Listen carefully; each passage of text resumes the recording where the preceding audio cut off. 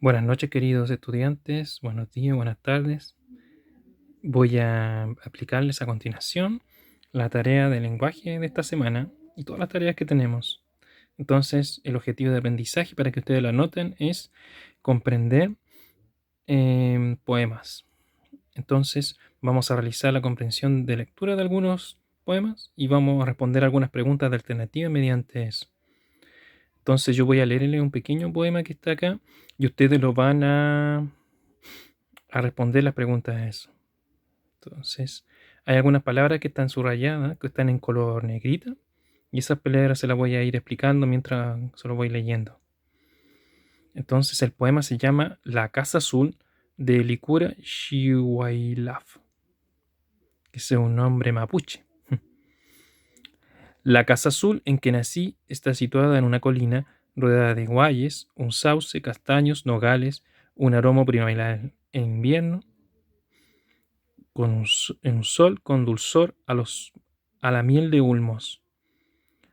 Dulzor es como algo que es muy rico, muy dulce. Dice la casa situada, es que está ubicada en un lugar. Chilcos rodeados a su vez de picaflores que no sabíamos si eran en realidad o visión, tan efímeros. Efímeros quiere decir es algo que es pasajero, que está aquí y ¡pum! Se fumó así de repente, que no dura mucho. Eso es efímero. En invierno sentimos caer los robles partidos por los rayos. En los atardeceres salimos, bajo la lluvia o los arreboles, a buscar las ovejas. A veces tuvimos que llorar la muerte de alguna de ellas. Navegando sobre las aguas, por las noches oímos los cantos, cuentos y adivinanzas a orillas del fogón, respirando el aroma del pan.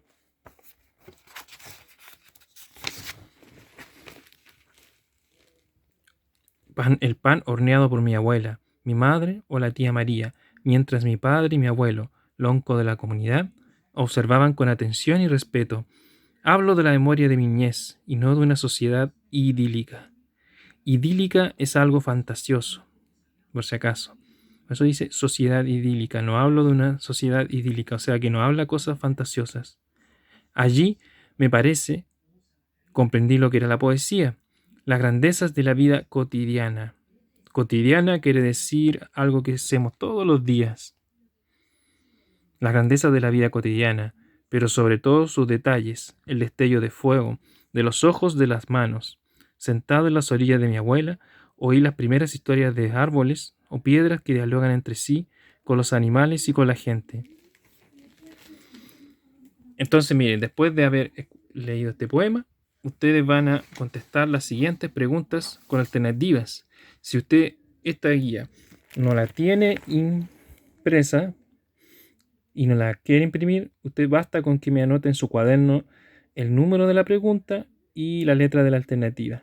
Entonces ahí dice, ¿en qué época de su vida describe el hablante? ¿Quién es el hablante? El hablante es la persona, el autor del poema. Cuando yo digo de hablante, estoy hablando del que escribió el poema. Entonces, la alternativa A es la infancia, la B, la adolescencia, C, la adultez y D, la vejez.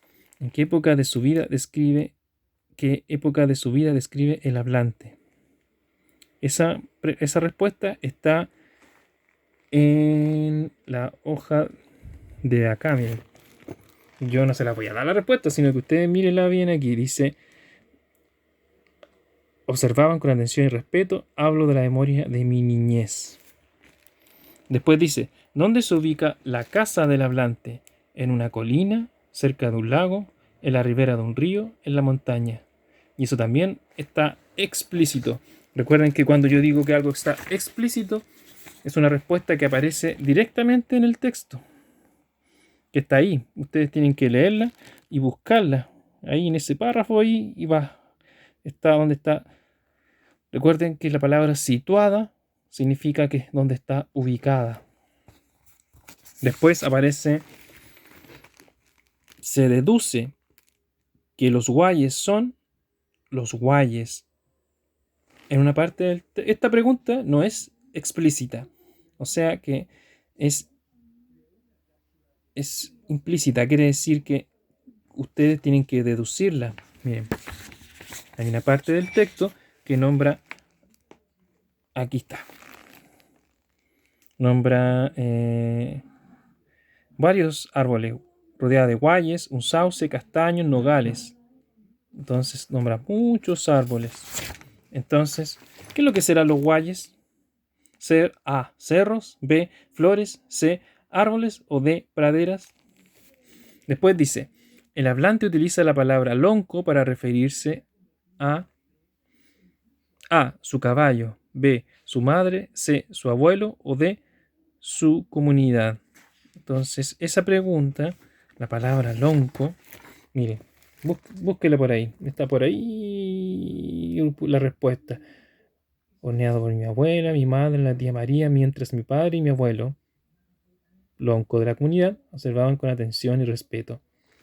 Entonces, es cosa de buscar aquí en el texto. Y la pregunta número 5 dice, el hablante valora de su niñez 1. El aprender sobre poesía. 2. La grandeza de la vida cotidiana. 3. El viaje realizado a la ciudad. Entonces aquí este tipo de preguntas se llaman preguntas de resoluciones múltiples. Pueden haber varias respuestas. Por eso es que aparece la alternativa A dice la 1, la alternativa B dice la 1 y la 2, la C la 2 y la 3 y la D la 1, la 2 y la 3. O sea, todas las anteriores. Entonces, el hablante valora de su niñez. ¿Qué es lo que valora de su niñez? El aprender sobre la poesía, la grandeza de la vida cotidiana o el viaje realizado a la ciudad. Fíjense que en ninguna parte habla de que él ya viajaba a la ciudad. Todo el poema está relacionado con las cosas del campo. Así que no puede ser la 3. Y ahí es la 1 y la 2. Después dice, ¿qué sentimiento expresa el hablante a través del poema? ¿Dolor, alegría, compasión o nostalgia? Esta pregunta no es explícita, no aparece la respuesta ahí directamente en el texto, pero ustedes tienen que deducirlo a partir de la respuesta que hay varios sentimientos que aparecen ahí, pero hay un sentimiento que prevalece sobre todos los demás. Y eso tienen que poner mucha atención. El sentimiento del dolor, la alegría, en el texto aparece alegría, compasión, que la compasión es cuando uno siente pena o piedad por la otra persona. Quiere ayudar, un sentimiento como de querer ayudar a la otra persona que está pasando un problema o dificultad. Y la nostalgia es el sentimiento de cuando uno echa de menos a su papá, a su mamá, echa de menos su casa, su hogar, sus cosas. Eso es nostalgia. Entonces, ahí ustedes tienen que buscar el sentimiento que más prevalece ahí. En este caso, el sentimiento que más prevalece es la nostalgia. Después dice, ¿quién le contaba al hablante historias de la tierra?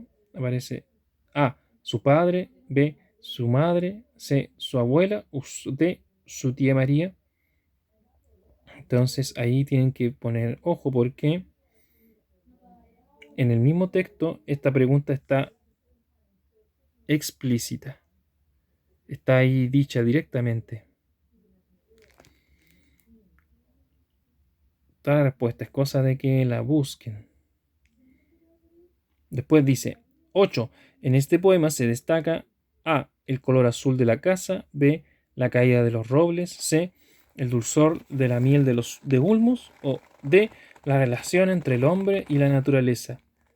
Ojo aquí con este tipo de pregunta porque aquí también hay varias respuestas que pueden ser, que aparecen, pero hay una que es más importante que todas las demás, que más se nombra.